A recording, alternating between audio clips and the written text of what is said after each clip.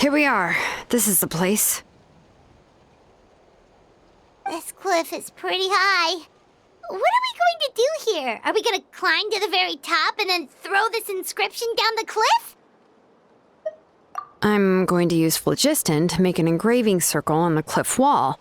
That will allow me to investigate the internals of the central inscription. Now let me see if this thing can even turn on. I was still an apprentice last time I used it. Before we attempt to engrave the inside pattern of an ancient name with phlogiston, we always use this to draw out the engraving diagram on a cliff or open ground. Only after we've confirmed that phlogiston can flow properly through the internal engravings can we start formally working on the small internal engravings of the ancient name. If we want to dismantle the central inscription in a non-destructive manner, we'll have to use this thing. I really don't want to engrave such a large diagram with my bare hands. Oh, so you'll be able to see what it looks like on the inside without ruining Tlasoli's inscription? For the most part. If it were just an ordinary unfinished ancient name piece, I'd just take it apart and pour phlogiston into the internal engravings to see everything. But since it's a central inscription, it would be better not to destroy the blessing that Auntie has prepared for Nechka. So, Shilonen, does this central inscription fall under the 20% you understand about ancient names, or the other 80% you don't understand? Oh, don't worry. As I said, Auntie and I share an understanding of the most important principle, which is names are intrinsically valuable. Only by having names can things be sorted and categorized. They allow the world to become more orderly and identifiable. For example, when I order ore, I would usually say I need volcanic crystals of about 35% purity and no more than 3% of impurities. Without specific names, I would only be able to go to the ore merchant and say, I want this and this. No, this isn't it. That one. No, not that one either. Yeah, you see what I mean?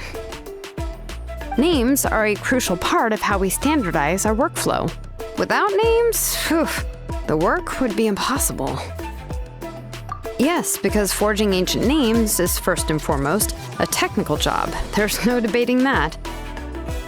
As for the question of why it's important, as long as it does not affect your ability to perform your work, you'll gradually understand it as you put the process into practice. After all, creating an ancient name is quite the complicated process. Well, let me break it down even further. We're not in the tribe right now anyway. Essentially, by forging ancient names, I'm assigning nicknames to the heroes in Natlan's history. Giving someone a name is a subjective expression. You just need to express your hopes and wishes for them.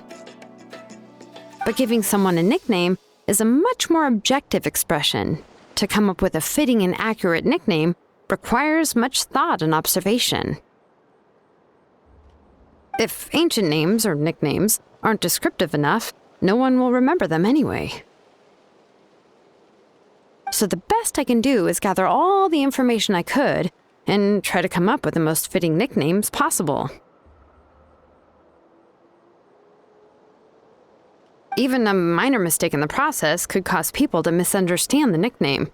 For a name engraver such as myself, such mistakes would be considered a major blunder. Paimon isn't trying to come up with a nickname for Shilonen. Besides, all of Paimon's nicknames have been very descriptive. Everyone can remember them. Phew, now I'm curious. Why don't you, come up with one for me? Are you serious? Of course. This is also my line of work, you know. Go ahead. A nickname? Shilonen. Well, she uses phlogiston to forge weapons and make names for others.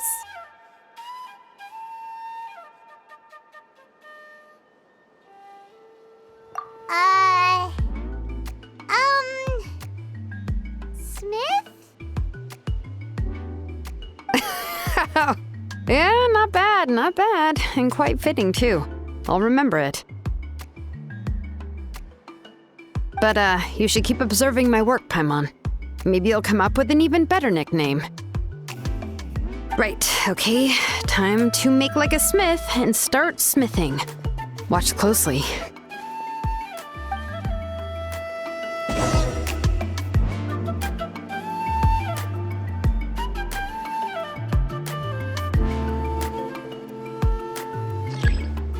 Bring it! Adjust the inclination by 2 degrees. The error margin is within an acceptable amount, but I'll extend the inscription link a little more just to be safe. I'll leave some space here, and when the linked engravings are activated, the inscriptions here will overlap with each other. And there! That should complete the flow.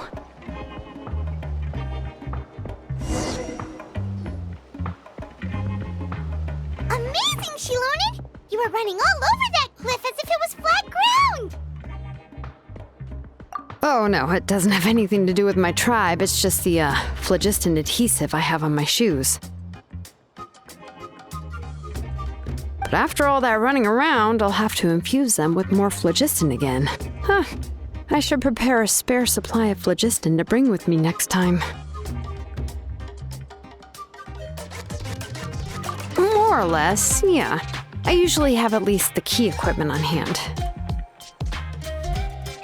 I can show them to you when we next find the time, but let's get to work first. Let me see. Start with Anchor 1 and activate it with Density 3 phlogiston.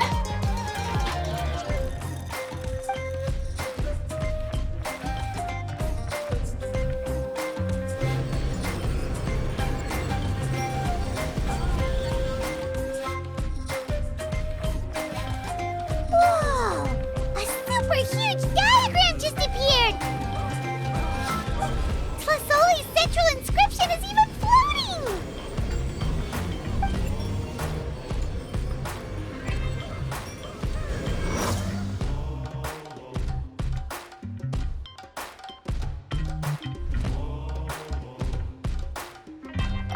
So are you done checking the inscription, Shilonen? How does it look? I didn't find any anomalies in the phlogiston engraving. All the adjustments are indeed based on ancient name engraving techniques. That means we can help Tlasoli and Nichka now, right? Well, probably, but I have good news and bad news. Oh, but I'm also just going to go ahead and share both, so it's not like you'll have a choice in the matter. Paimon will cover her ears after the good news. Well, even if you cover your ears, the issue will still continue to exist. But, before we get to that, I want to ask the traveler a question. What are your thoughts on absorbing memories?